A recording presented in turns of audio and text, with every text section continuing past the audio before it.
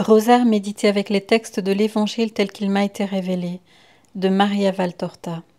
Notre Père qui es aux cieux, que ton nom soit sanctifié, que ton règne vienne, que ta volonté soit faite sur la terre comme au ciel.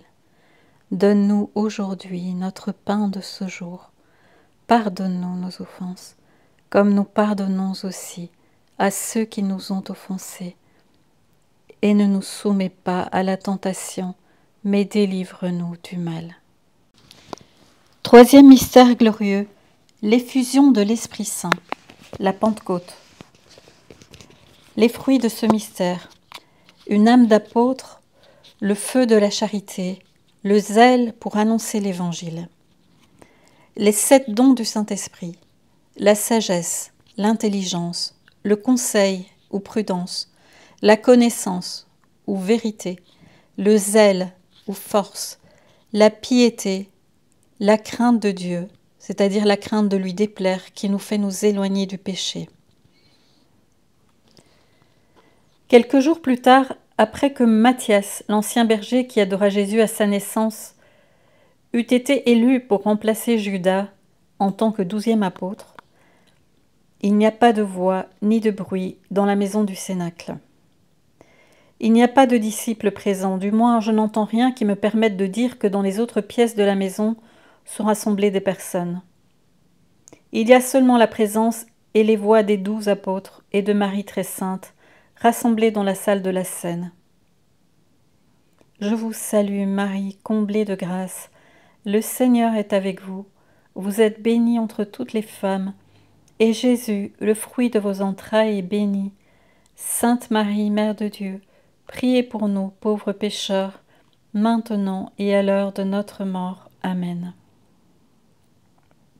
La pièce semble plus vaste car le mobilier, disposé différemment, laisse libre tout le milieu de la pièce et aussi 2 des murs. Contre le 3e, on a poussé la table qui a servi pour la scène. Et entre eux et les murs, et aussi aux 2 côtés les plus étroits de la table, on a mis les lits-sièges qui ont servi à la scène et le tabouret qui a servi à Jésus pour le lavement des pieds. Pourtant, ces lits ne sont pas disposés perpendiculairement à la table comme pour la scène, mais parallèlement, de façon que les apôtres puissent rester assis sans les occuper tous, en laissant pourtant un siège, le seul mis verticalement par rapport à la table, tout entier pour la Vierge Marie, qui est au milieu de la table, à la place qu'à la scène occupait Jésus.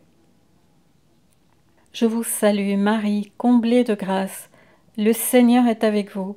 Vous êtes bénie entre toutes les femmes, et Jésus, le fruit de vos entrailles, est béni. Sainte Marie, Mère de Dieu, priez pour nous pauvres pécheurs, maintenant et à l'heure de notre mort. Amen. Il n'y a pas de nappe ni de vaisselle sur la table. Les crédences sont dégarnies et aussi les murs de leurs ornements. Seul le lampadaire brûle au centre, mais avec la seule flamme centrale allumée. L'autre cercle de petites lampes qui sert de corolle au bizarre lampadaire est éteint. Les fenêtres sont fermées et barrées par une lourde barre de fer qui les traverse. Mais un rayon de soleil s'infiltre hardiment par un petit trou et descend comme une aiguille longue et fine jusqu'au pavé où il dessine une tache lumineuse. La Vierge assise seule sur son siège a à ses côtés, sur des sièges, Pierre et Jean, Pierre à droite et Jean à gauche. Matthias, le nouvel apôtre, est entre Jacques d'Alphée et le Thaddée. La Vierge a devant elle un coffre large et bas, de bois foncé, qui est fermé. Marie est vêtue de bleu foncé. Elle a sur ses cheveux son voile blanc et par-dessus un pan de son manteau. Les autres ont tous la tête découverte. Je vous salue Marie, comblée de grâce. Le Seigneur est avec vous. Vous êtes bénie entre toutes les femmes, et Jésus, le fruit de vos entrailles, est béni.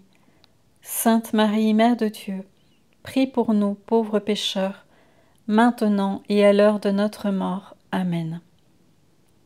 Marie lit lentement à haute voix, mais à cause du peu de lumière qui arrive jusque-là, je crois plutôt qu'au lieu de lire, elle répète de mémoire les paroles écrites sur le rouleau qu'elle tient déplié. Les autres la suivent en silence en méditant. De temps à autre, ils répondent si le cas se présente. Marie a le visage transfiguré par un sourire extatique. Qui sait ce qu'elle voit? De si capable d'allumer ses yeux comme deux claires étoiles, et de rougir ses joues d'ivoire comme si une flamme rose se réfléchissait sur elle. C'est vraiment la rose mystique. Les apôtres se penchent en avant, en se tenant un peu de biais pour voir son visage, pendant qu'elle sourit si doucement et qu'elle lit. Sa voix semble un cantique angélique. Pierre en est tellement ému que deux grosses larmes tombent de ses yeux, et par un sentier de rides gravé au côté de son nez, elles descendent se perdre dans le buisson de sa barbe grisonnante. Mais Jean reflète son sourire virginal et s'enflamme d'amour comme elle, pendant qu'il suit du regard ce que lit la Vierge sur le rouleau, et quand il lui présente un nouveau rouleau, il la regarde et lui sourit. « Je vous salue, Marie, comblée de grâce. Le Seigneur est avec vous. Vous êtes bénie entre toutes les femmes, et Jésus, le fruit de vos entrailles, est béni. Sainte Marie, Mère de Dieu, priez pour nous pauvres pécheurs, maintenant et à l'heure de notre mort. Amen. » La lecture est finie, la voix de Marie s'arrête, et on n'entend plus le bruissement des parchemins déroulés et enroulés. Marie se recueille en une oraison secrète, en joignant les mains sur sa poitrine et en appuyant sa tête contre le coffre. Les apôtres l'imitent, un grondement très puissant et harmonieux qui rappelle le vent et la harpe, et aussi le chant d'un homme et le son d'un orgue parfait, résonne à l'improviste dans le silence du matin. Il se rapproche, toujours plus harmonieux et plus puissant, et emplit la terre de ses vibrations.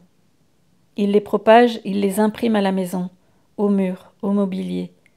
La flamme du lampadaire, jusqu'alors immobile dans la paix de la pièce close, palpite comme investie par un vent, et les chaînettes de la lampe tintent en vibrant sous l'onde de sons surnaturels qui les investit. Je vous salue, Marie, comblée de grâce. Le Seigneur est avec vous. Vous êtes bénie entre toutes les femmes, et Jésus, le fruit de vos entrailles, est béni. Sainte Marie, Mère de Dieu, priez pour nous, pauvres pécheurs, maintenant et à l'heure de notre mort. Amen. Les apôtres lèvent la tête effrayés. Ce bruit puissant et très beau, qui possède toutes les notes les plus belles que Dieu ait données au ciel et à la terre, se fait de plus en plus proche. Alors certains se lèvent, prêts à s'enfuir. D'autres se pelotonnent sur le sol en se couvrant la tête avec leurs mains et leurs manteaux, ou en se frappant la poitrine pour demander pardon au Seigneur. D'autres encore se serrent contre Marie, trop effrayés pour conserver envers la toute pure cette retenue qu'ils ont toujours eue. Seul Jean ne s'effraie pas, car il voit la paix lumineuse de joie qui s'accentue sur le visage de Marie, qui lève la tête en souriant à une chose connue d'elle seule, et qui ensuite glisse à genoux, en ouvrant les bras, et les deux ailes bleues de son manteau, ainsi ouverts, s'étendent sur Pierre et Jean, qui l'ont imité en s'agenouillant. Mais tout cela qui a pris quelques minutes à décrire s'est passé en moins d'une minute. Je vous salue, Marie, comblée de grâce. Le Seigneur est avec vous. Vous êtes bénie entre toutes les femmes, et Jésus, le fruit de vos entrailles, est béni. Sainte Marie, Mère de Dieu, priez pour nous, pauvres pécheurs, maintenant et à l'heure de notre mort. Amen. Et puis voilà la lumière, le feu, l'Esprit Saint, qui entre avec un dernier bruit mélodieux sous la forme d'un globe très brillant et ardent dans la pièce close, sans remuer les portes et les fenêtres, et qui plane un instant au-dessus de la tête de Marie à environ 3 palmes de sa tête, qui est maintenant découverte, car Marie, voyant le feu Paraclet, a levé les bras comme pour l'invoquer et a rejeté la tête en arrière avec un cri de joie, avec un sourire d'amour sans bornes. Et après cet instant où tout le feu de l'Esprit Saint, tout l'amour est rassemblé au-dessus de son épouse, le globe très saint se partage en 13 flammes mélodieuses et très brillantes, d'une lumière qu'aucune comparaison terrestre ne peut décrire, et descend pour baiser le front de chaque apôtre. Je vous salue, Marie, comblée de grâce, le Seigneur est avec vous. Vous êtes bénie entre toutes les femmes, et Jésus, le fruit de vos entrailles, est béni. Sainte Marie, Mère de Dieu, priez pour nous, pauvres pécheurs, maintenant et à l'heure de notre mort. Amen. Mais la flamme qui baise Marie sur son front n'est pas une langue d'une flamme dressée, mais une couronne qui entoure et ceint comme un diadème sa tête virginale. En couronnant comme reine la fille, la mère, l'épouse de Dieu, la Vierge incorruptible, la toute belle, l'éternelle aimée, l'éternel enfant, que rien ne peut humilier, celle que la douleur avait vieillie, mais qui s'est revivifiée dans la joie de la résurrection. Elle partage avec son Fils un accroissement de beauté et de fraîcheur de la chair, du regard, de la vitalité, ayant déjà une anticipation de la beauté de son corps glorieux, reçu au ciel pour être la fleur du paradis. Je vous salue, Marie, comblée de grâce. Le Seigneur est avec vous. Vous êtes bénie entre toutes les femmes, et Jésus, le fruit de vos entrailles, est béni. Sainte Marie, Mère de Dieu, priez pour nous, pauvres pécheurs, maintenant et à l'heure de notre mort. Amen. L'Esprit Saint fait briller ses flammes autour de la tête de l'aimé. Quelle parole peut-il lui dire? Mystère. Son visage béni est transfiguré par une joie surnaturelle et rit du sourire des séraphins, pendant que des larmes bienheureuses semblent des diamants qui descendent le long des joues de la bénie. Frappées comme elles le sont par la lumière de l'Esprit Saint, le feu reste ainsi quelque temps, et puis il se dissipe. De sa descente, il reste comme un souvenir, un parfum qu'aucune fleur terrestre ne peut dégager, le parfum du paradis. Je vous salue, Marie, comblée de grâce. Le Seigneur est avec vous. Vous êtes bénie entre toutes les femmes, et Jésus, le fruit de vos entrailles, est béni. Sainte Marie, Mère de Dieu, priez pour nous, pauvres pécheurs, maintenant et à l'heure de notre mort. Amen. Marie reste extasiée. Elle croise seulement les bras sur sa poitrine, ferme les yeux, baisse la tête. Elle continue son colloque avec Dieu, insensible à tout. Personne n'ose la troubler. Jean dit en la désignant, « C'est l'autel. C'est sur sa gloire que s'est posée la gloire du Seigneur. » Oui, ne troublons pas sa joie. Allons prêcher le Seigneur et que soient connues ses œuvres et ses paroles parmi les peuples, dit Pierre, avec une surnaturelle impulsivité. Allons, allons, l'Esprit de Dieu brûle en moi, dit Jacques d'Alphée. Il nous pousse à agir tous, allons évangéliser les gens. Ils sortent comme s'ils étaient poussés ou attirés par un vent ou par une force irrésistible. Je vous salue, Marie, comblée de grâce. Le Seigneur est avec vous. Vous êtes bénie entre toutes les femmes, et Jésus, le fruit de vos entrailles, est béni.